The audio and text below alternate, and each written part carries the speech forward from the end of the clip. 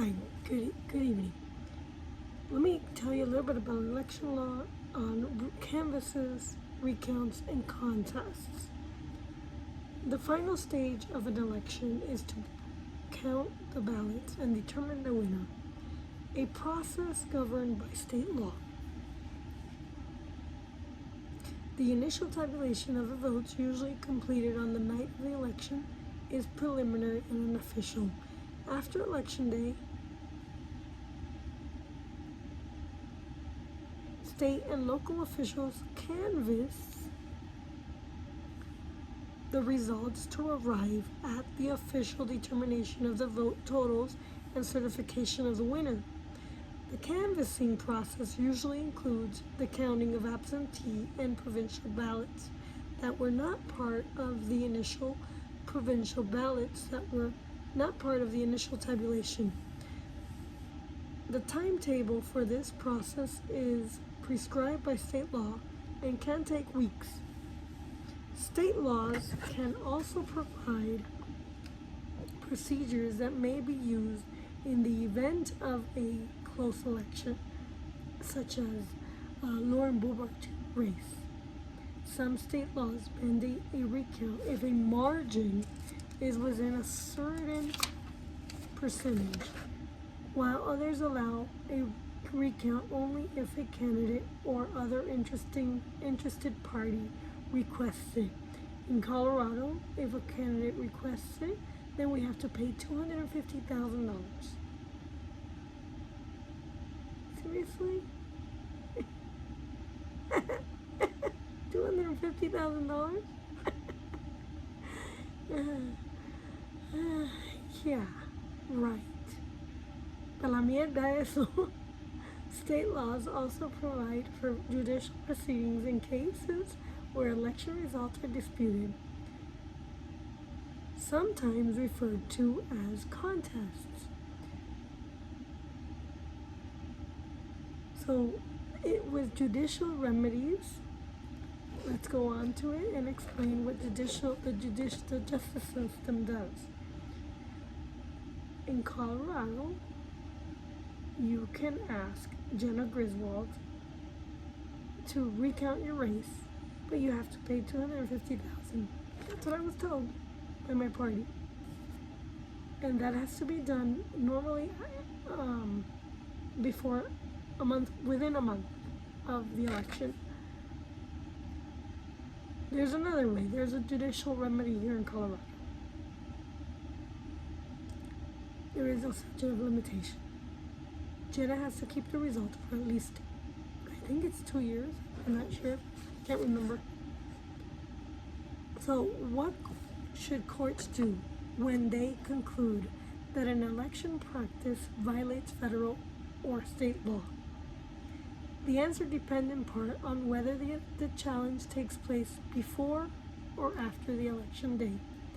Before election, the most common remedy against an illegal election practice is an injunction.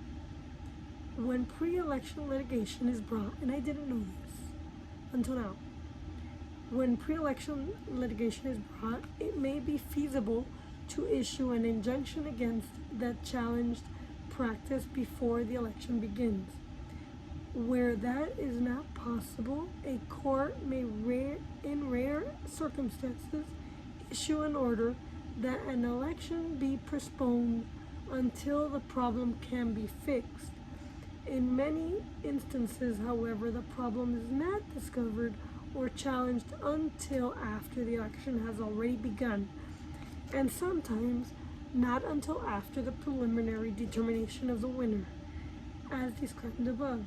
The first step in disputing an election is usually a recount.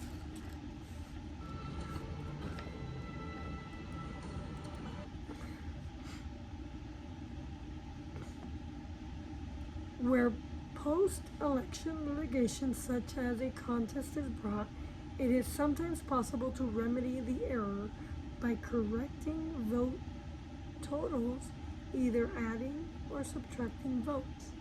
In extreme circumstances, whether an error places the result in doubt, a court may order that a new election election be conducted.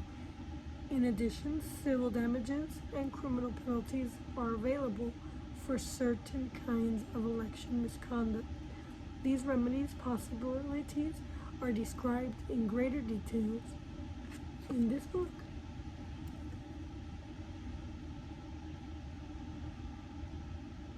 In thinking about remedies for election wrongs, it is important to keep in mind that all these remedies are subject to the constitutional limitations described in an earlier part, which I did not read, part A.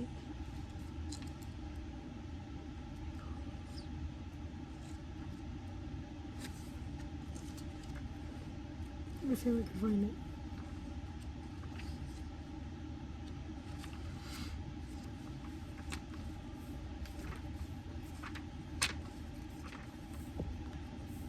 It would be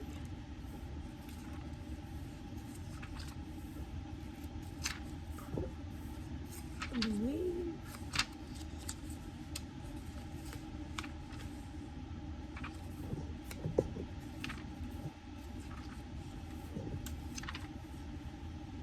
Chapter 17, Elections and Administrative Remedies, Constitutional Requirements. We'll read that later.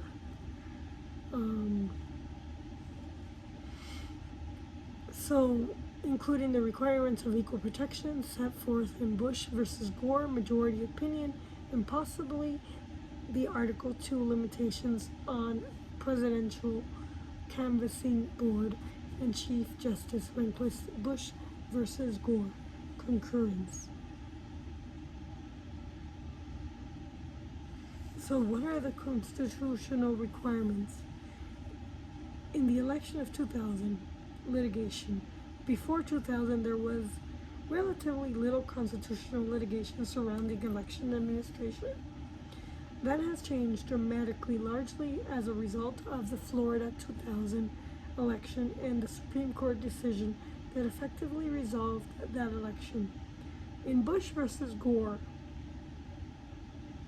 understanding this episode is therefore critical to understanding the constitutional law in the area of election administration. So, the Electoral College, the United States does not elect its presidents through a direct popular election. Instead, Article 2 and the 12th and 20th Amendment to the U.S. Constitution prescribe that the president be elected through an indirect system, popularly known as the Electoral College. The Constitution allocates to each state a number of electors equal to the sum total of the U.S. representatives and senators, giving the state legislature the power to determine how those electors shall be chosen. The 23rd Amendment accords to Washington, D.C. a number of presidential electors which may not exceed those of the least populous state, currently 3, with Congress empowered to select the method of appointment. All the states in Washington, D.C. choose their electors through popular elections, with 48 states and D.C. allocating their electors on a winner-takes-all basis to the candidate with the most votes. The remaining 2 states, Maine and Nebraska, award their a presidential candidate getting an electoral vote for each district he or she wins, and a statewide winner receiving the 2 remaining electoral votes from the state. There is no single meeting of all state electors. Instead, the electors from each state meet in their state capital on a prescribed date, 41 days after election day, and their votes are transmitted to Congress, where they are counted in joint session. The candidate to receive the greatest number of vote to become president. The protest and the contest. So the year 2000 presidential election turned out the winner of the state of Florida, in which the governor, George W. Bush, and then Vice President Al Gore were locked in a very close race, narrowly trailing on election night. Gore called Bush to concede, but later called back to retract his concession. After realizing that the race was too close to call, the initial count had Bush ahead by 1,784 votes, 1,784 votes, out of almost 6 million votes cast for president. Most voters in Florida used punch card voting systems, in which voters used a stylus to punch out a perforated shad in the paper ballots for a significant number of punch card ballots. No vote had been counted for President Gore. Gore hoped that he might be able to exceed Bush's vote total if enough of these ballots could ultimately be validated through the recount process. Accordingly, he filed an election protest under Florida law, asking for manual recounts in 4 counties. These recounts had not been completed by Florida's deadline, but Gore was successful in securing an extension from the unanimous Florida Supreme Court based on its interpretation of state law. Bush thought review of the Florida Supreme Court's decision, arguing it violated Article 2, Section 1, Clause 1 of the U.S. Constitution, which requires that states appoint their presidential electors in each manner as the legislature thereof direct. Emphasis on it.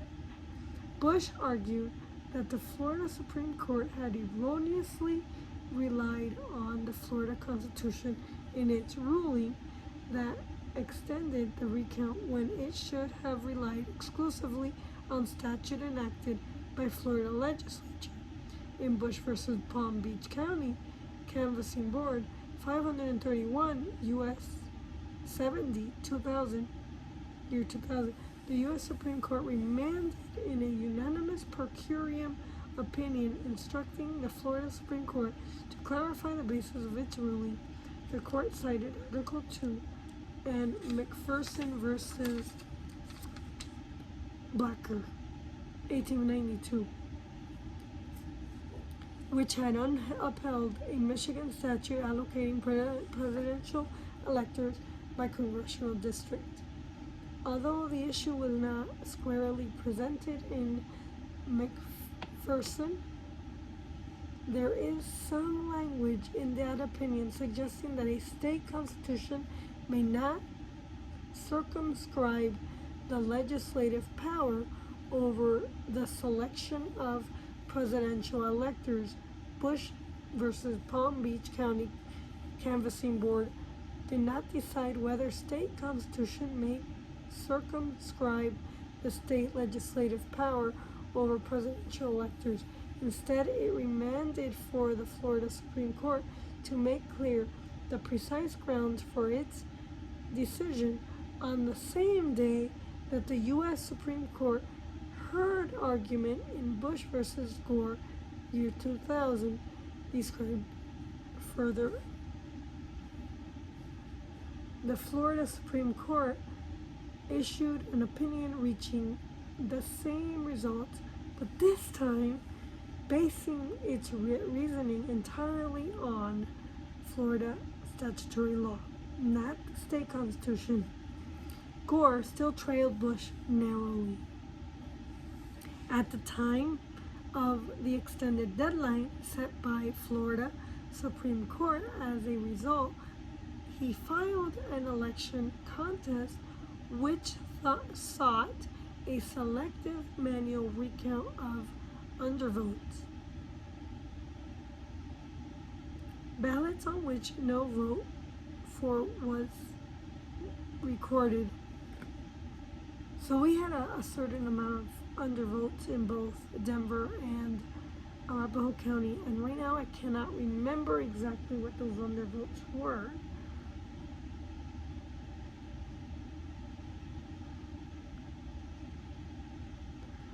But it was substantially higher than previous years.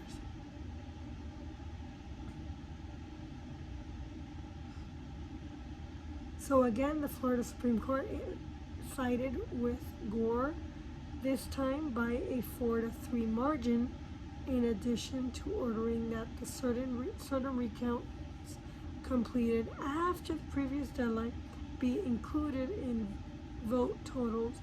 It ordered a manual recount of all the undervotes throughout the state, not just those in the county. Originally represented by Gore, the Florida Supreme Court held that the clear intent of the voter, a standard set by Florida law, should be applied in these recounts. It did not prescribe a more detailed standard for which ballots should be counted. Again, Bush immediately sought review of the Florida Supreme Court ruling.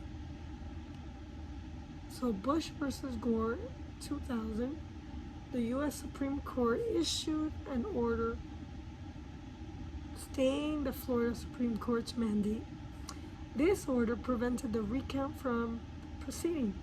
Although the order did not explain the basis for the stay, Scalia issued an unusual concurring opinion, asserting that it would cast a cloud upon the legitimacy of Bush's election if the recount were allowed to proceed. Stevens dissented from the stay order, joined by Justice Souter and Jinksing and Breyer, whatever her name. Stevens asserted that preventing the recount from being completed will inevitably cast a cloud on the legitimacy of the election. 3 days later, on the evening of December 12, 2000, the U.S. Supreme Court issued an unsigned per curiam opinion holding that Florida's recount process violated the Equal Protection Clause of the U.S. Constitution. There were 5 justices in the majority and 4 dissenters, each of whom wrote separately. In addition, Chief Rehnquist, who joined the per curiam opinion, wrote a separate concurring opinion concluding that Florida's recount violated Article 2 of the U.S. Constitution as well. The equal protection holding.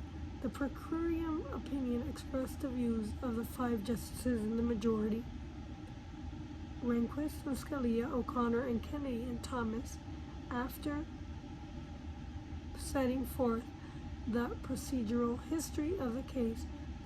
Per curiam opinion described the problems that had emerged with a punch card voting system used in Florida, noting that an unfortunate number of ballots were not completely punched through. The court explained that although the U.S. Constitution does not confer a right to vote for president, all states now appoint their electors through a popular vote.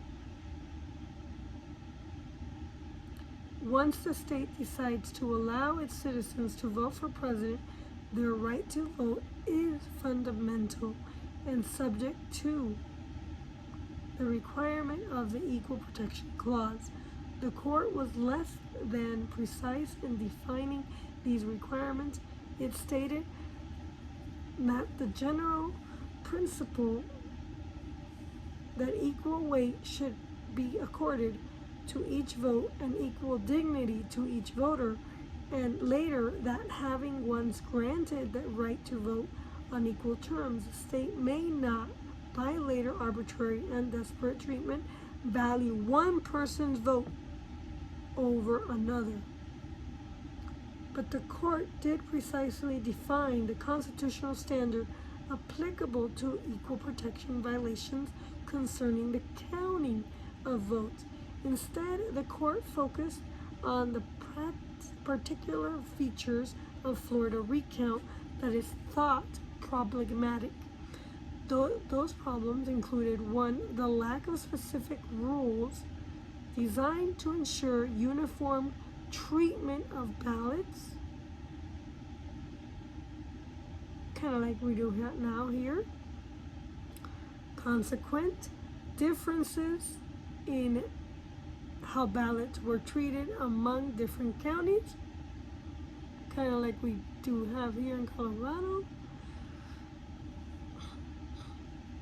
Differences in how ballots were treated within counties from one recount team to another. And then number 4, the Florida Supreme Court's ratification of the differential treatment of similar ballots. The fact that recounts in 3 counties, Miami-Dade, Palm Beach, and Broward, were not limited to undervotes, but extended to overvotes as well. And then 6, the inclusion of a partial total from one county, Miami-Dade, without assurance that the final certification would reflect a complete total. And 7, the Florida Supreme Court's failure to specify who would recount ballots, resulting in the creation of an ad hoc teams at the county level with no training in counting ballots. The majority opinion in Bush versus Gore cited just 4 equal protection cases in support of its ruling on the merits: Harper versus Virginia Board of Elections, 1966, which struck down the poll tax, and 3 one-person, one-vote case, Reynolds versus Sims, 1964. The court was not clear on the level of scrutiny being applied. The citation to Harper and the one-person, one-vote case may be understood as suggesting some form of heightened scrutiny as was applied in the cases. On the other hand, the court's reference to arbitrary and desperate treatment may imply a rational basis review.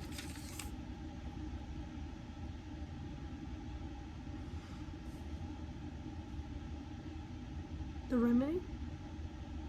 Perhaps the most controversial aspect of majority opinion was the remedy. After concluding that the Florida recount process violated the Equal Protection Clause, the court considered whether it would be possible to conduct a constitutional recount. After noting the practical difficulties in conducting a recount in accordance with the requirements of equal protection and due process, the majority turned to the so-called safe harbor date contained in the Electoral Count Act of 1887. The federal statute requires that if a state provides for a final determination of its electors, including resolution of contest 6 days before the presidential electors meet, Congress must honor the state's choice of electors when it counts electoral votes. In 2000, the safe harbor date was December 12, the very same day that the opinion in Bush versus Gore came down. So in Bush versus Gore, the majority interpreted a previous opinion of the Florida Supreme Court to find that the Florida legislature intended to avail itself of the safe harbor. That meant that the post-election litigation must be resolved by December 12 as a matter of state law. It was impossible for Florida to conduct a recount that met constitutional standards within the time frame prescribed by state law. The court thus reversed the Supreme Court's recount order outright rather than remanding to allow a recount pursuant to the uniform standard. The effect was to end the election in Bush's favor.